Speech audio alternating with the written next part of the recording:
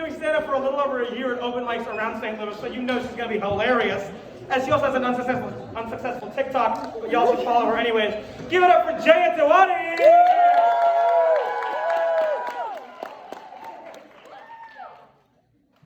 Hey everyone, thank you for the great introduction. So before I start, I just wanted to say, SPV did clear all of my jokes. They said something like they didn't want another Indian telling problematic jokes on stage on WashU. But in all seriousness, I might reference some events that may be triggering for certain people, so consider this an official trigger warning. And for my bestie in the audience who survived a school shooting, I am so sorry that I did not give a trigger warning for saying the word trigger.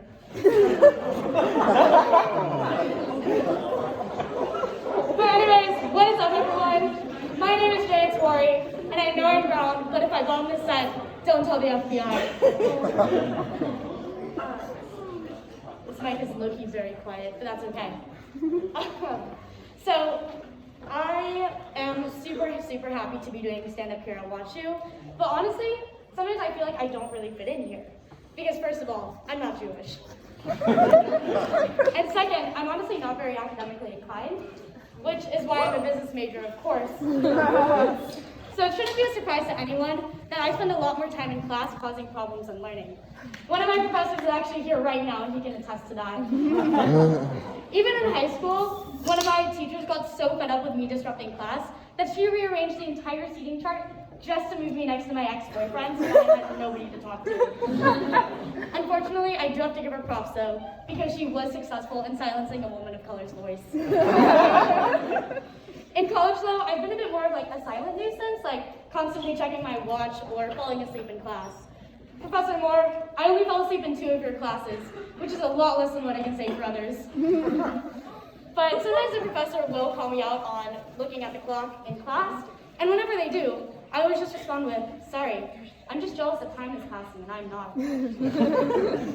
But I actually somehow have not failed any classes at WashU yet, which is a miracle, because last year, lies. Also, apparently I need to be the anti-masker. But yeah, I actually have not failed any classes at WashU yet, which is a miracle, because last year I got a 23% on my stats final, and I still passed the class, which is insane, because I didn't even fuck the professor or anything. I fucked the TA. But nobody has roasted my decision to come to WashU more, though, than my own family. When I showed my dad my acceptance letter, the first thing he said to me was, "Are they sure they accepted the right Jaya?" And when I told my grandma where I was going to college, she said to me, "WashU? What are you studying? Soap?" In case you couldn't tell, my grandma is the most savage person I know. One time, she threw a mango pit across the room into a trash can and made it, and then looked at me and went, "Kobe Bryant retired because of me." It's hard knowing I'm not actually the funniest person in my family. But people are always surprised to find out I'm in business school though, and they clearly don't know me very well because I already integrate business practices into my everyday life. Like I wake up every morning and I say a prayer to Mark Cuban. And then instead of putting sugar in my coffee, I put a different white powder. I also keep my ID on me at all times, which for those of you who can't tell is a Chick-fil-A gift card that says Republican Party ID card. It's actually pretty easy to get. They just hand them out when you enter the Sig High house. Also, if I'm shooting my shot, I slide into a boy's LinkedIn DMs with, "Hey, you want to Wolf on Wall Street and chill after the New York Stock Exchange closes?" Another example, I am willing to exploit anyone to get out of doing work myself. I basically have my own sweatshop with all the people who do my homework for me. It's a fun Uno reverse card because usually brown people are the ones in the sweatshop and not the ones running it. It's a very girl boss of me in my opinion. But I'm not even doing a real business major like finance or accounting. Instead, I am studying sports marketing because doing stand-up comedy and being an artist wasn't enough to disappoint my doctor parents. My dad is a gynecology surgeon, which meant he went to school for 30 years just to look at vaginas all day. I guess if you're pre-med, you have to find a way to get pussy somehow. But I absolutely love sending my mom my stand-up because she says absolutely nothing about my content and instead just comments on the way I look. She'll be like, "You look fat." You gain weight, and when you gain weight, all of it goes to your ass. I'm like, I'll be honest with you, Mom, I don't see how this is a problem. Gandhi really fucked up the definition of skinny for Indians, I guess. I also have a second major in history, and whenever I tell people that, they're always like, what the fuck do sports marketing and history have to do with each other? But there's actually a lot more overlap than people realize. Like, for example, in football, which is super popular in the South and takes place on a field, there's these white owners, right, who can trade their black players whenever they want. Sounds pretty similar to a big part of U.S. history to me. But being one of the few girls in the sports business program is wild, because men never believe you actually like sports or know about sports. Like one time, I told a guy I liked football. Sorry, to clarify, I do not actually like football. I only watch football because I like to imagine myself as the actual football, because I am also small, brown, and like getting tossed around by strong men. So anyways, one time, I was lying to a guy and told him I liked football, and he was like, oh yeah? What's the 1969 Cowboys coach's blood type? And I was like, bitch, I don't know, red? But at this point, I've kind of just leaned into this perception that they have of me, which is like maybe anti-feminist, but it's also so fun to see how much I can get away with. Like, I love telling boys that my favorite basketball player is Troy Bolton. And if I'm wearing Lakers gear and someone asks me if I watched the game last night, I can be like, yeah, Kobe Bryant played so well. I'm so sorry for that joke. I just needed to one-up my grandma's Kobe joke. But I think he would understand, because given the chance, he would also never pass if he could dunk on someone instead.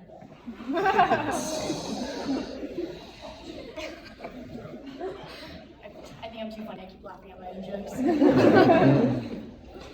But yeah, and so even though I am studying sports marketing, or even though I also have a second major in history, I do want to work in the sports industry because there are absolutely no brown people in the industry. It's as white as WashU administration. As a brown kid who grew up not really seeing myself represented in media, I care a lot about Indian representation. So when I saw that the Cleveland Indians were changing their name, I was like, fuck.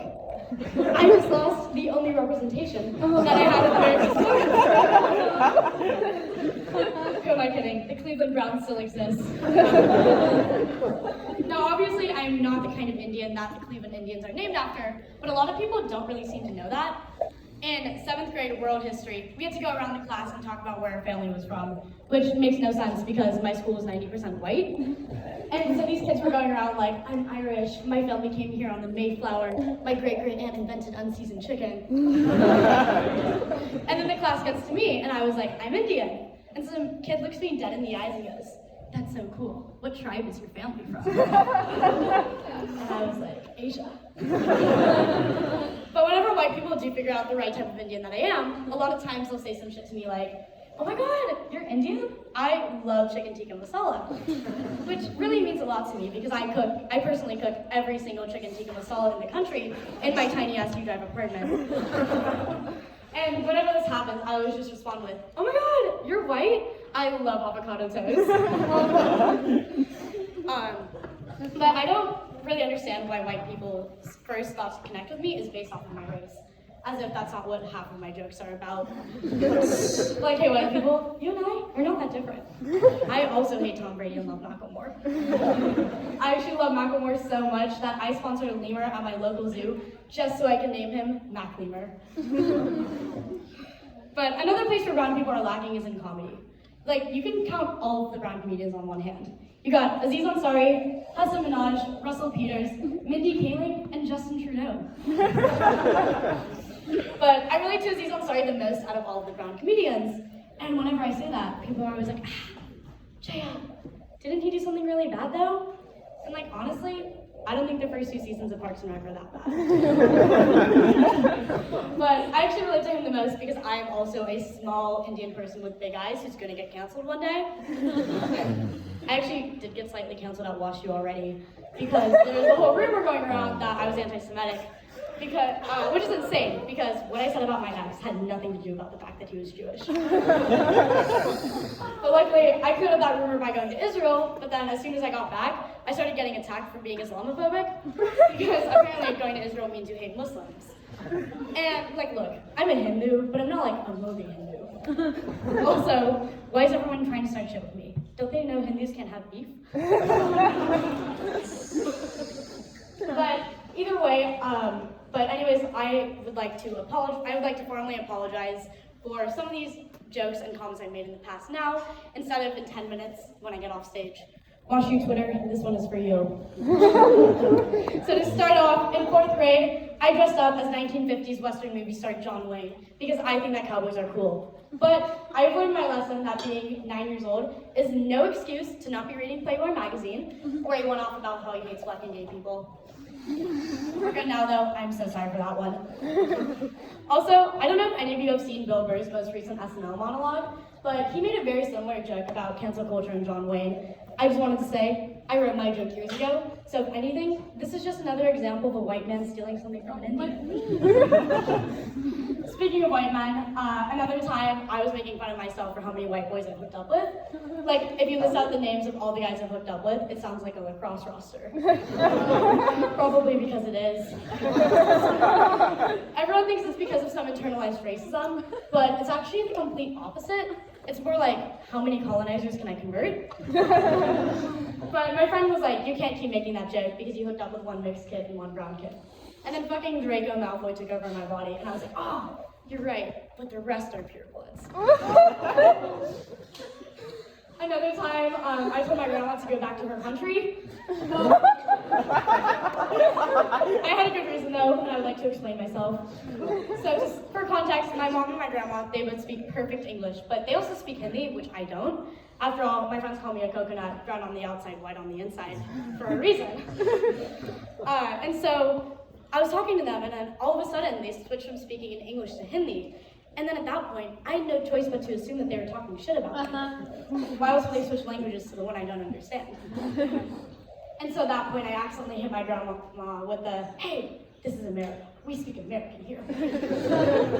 I learned that phrase during my time as a conservative. So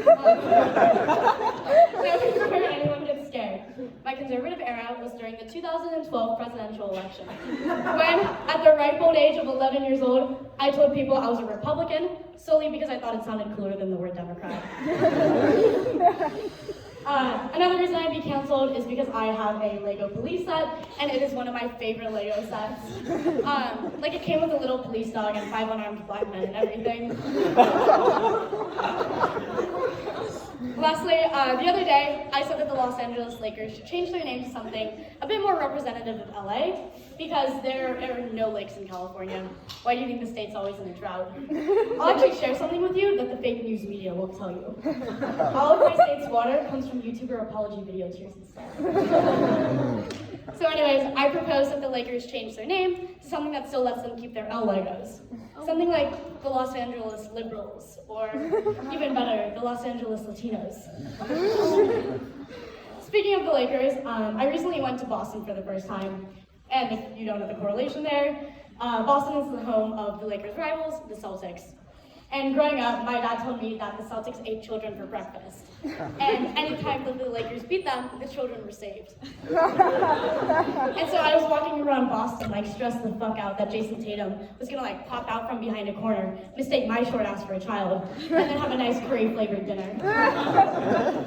Well, obviously that did not happen, as I'm here today. Another thing I did while in Boston was visit Harvard, the WashU of the Northeast. I really wanted to get off by talking to students and being like, oh, you go here? Sorry, you just didn't seem like the typical Harvard student. But I didn't get to do that because there was literally no students around. Harvard's campus was as dead as a youth social event. Another thing we did while in Boston was go to a Red Sox game.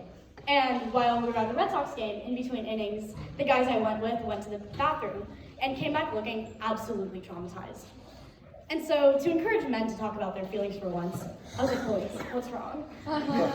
Turns out an old man skipped the entire bathroom line, whipped out his dick, and then pissed in the sink directly next to Sam. And after they finished telling me that, Harrison was then like, you should use that in a stand-up set.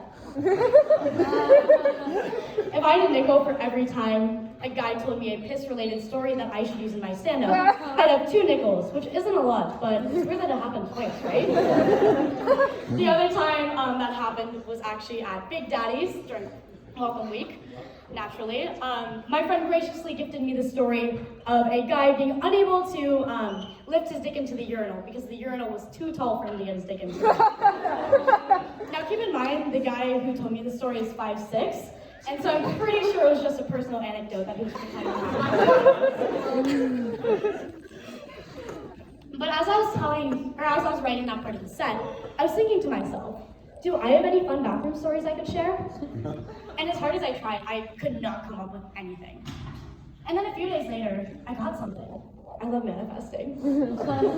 So I was taking a legal studies midterm when all of a sudden, it started to feel a little bit wet down there. And for a second, I was like, are contracts turning me on? Is my parents' dream of me going to law school finally going to come true? I could see it perfectly. A movie would be written about my life as a lawyer, and it would be called Legally Brown. But unfortunately, I realized that my period had started, and so I ran to the bathroom as soon as I finished my midterm, grabbed one of the free tampons. Thank you so much, Raiden.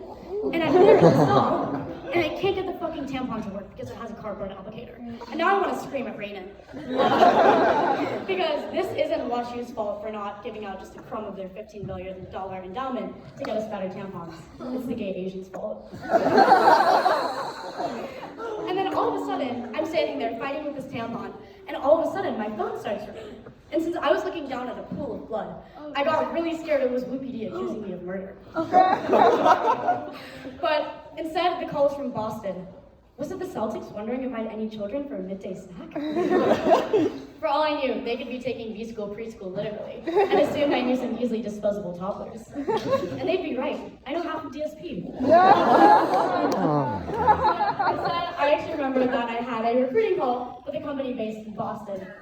And so I picked up the phone and fully took a recruiting call while I was half fingering myself fighting with this tampon.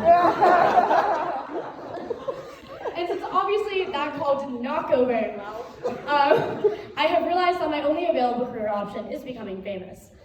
For a while, I thought I could be an actor, but then my acting dreams were shattered when I got cast as a tree in my 6th grade play, The Wizard of Oz.